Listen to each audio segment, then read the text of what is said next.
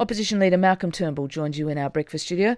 Malcolm Turnbull, good morning. Good morning, Fran. You must be delighted with these GDP figures. I think we're all delighted. It's great to see Australia's economy growing strongly.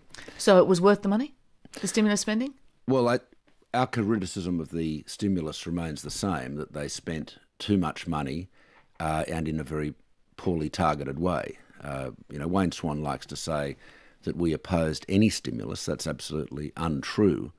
Back in February, we said that the stimulus should be smaller and it should be better targeted. And you can see with all of the,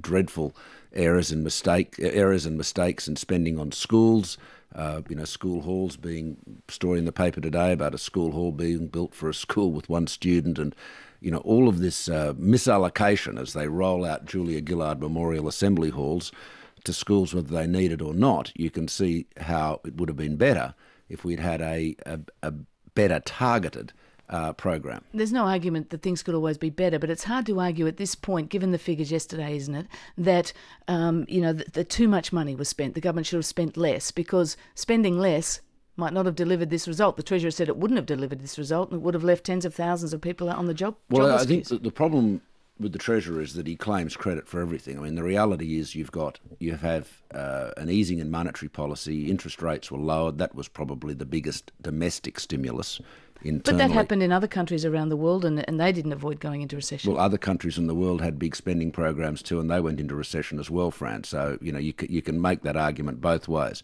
The things that stimulated the economy, the factors that stimulated the economy, were the monetary policy, the fact that we went into this downturn with a very strong balance sheet, courtesy of the previous coalition government. That's something that's not acknowledged. We had no big bank failures, or indeed small bank failures. Our financial system remained strong. That was due to the very solid financial and prudential regulation, again put in place by the coalition government. Very marked contrast to that in the United States.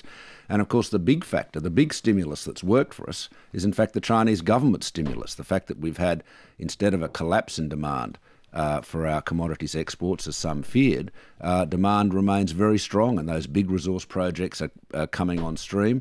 And so that's all of those things are pointing to a strong economy. Now the problem with the Rudd government's spending is, again, our point was not that they should have spent nothing. We said they should have spent less money in a better targeted way, because so you get more value for money. You see, at the end of the day, you've got to ask yourself, what are we going to have left for all of this spending? And now, if we could have spent less money for greater effect, then that would have been better, because it would have left the country with less debt. And the truth, Fran, I mean, Wayne Swan can fluff around this as much as he likes. The truth is that the more debt the federal government runs up, the higher taxes and interest rates are going to be in the future. You can't get around it.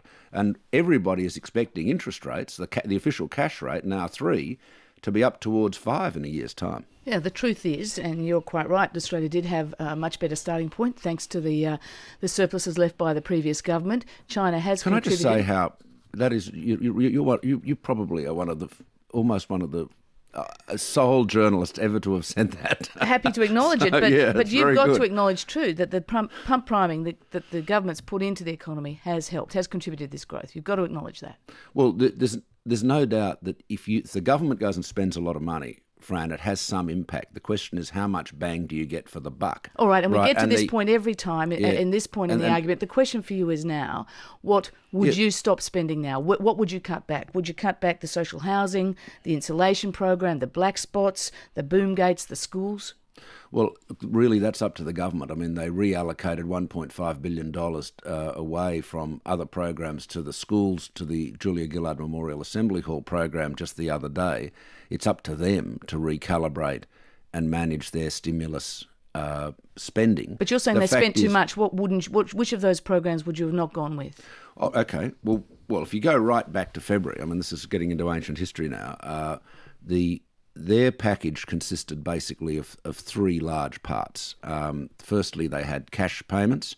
We said instead of cash handouts, they should have brought forward the tax cuts. We felt that would have put cash in people's pockets and business pockets, small business and individuals, but it would have provided a better and less expensive stimulus. So that was number one.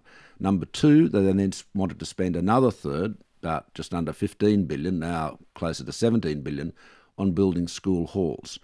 We saw that as a recipe for poorly targeted expenditure, and we proposed instead that they have a $3 billion program, which followed on from our previous approach of investing in our schools, which was very different, very, very different to Labor, and it marked a sort of philosophical difference between us and Labor.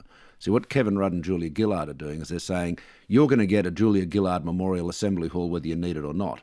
When we were in government, we said to schools, through our Investing in Our Schools program, you, the school community, tell us what you want, you work out what you want, what your priorities are, and then make an application and we will fund it, if assuming it is ranked as the most deserving. Now, if you put more money behind that, you would have spent less money, but you also would have ensured that every dollar would have been properly targeted, because the school community would have made the decision about what they needed, rather than some bureaucrat adding lots of costs and consultancy fees on top of it making the decision.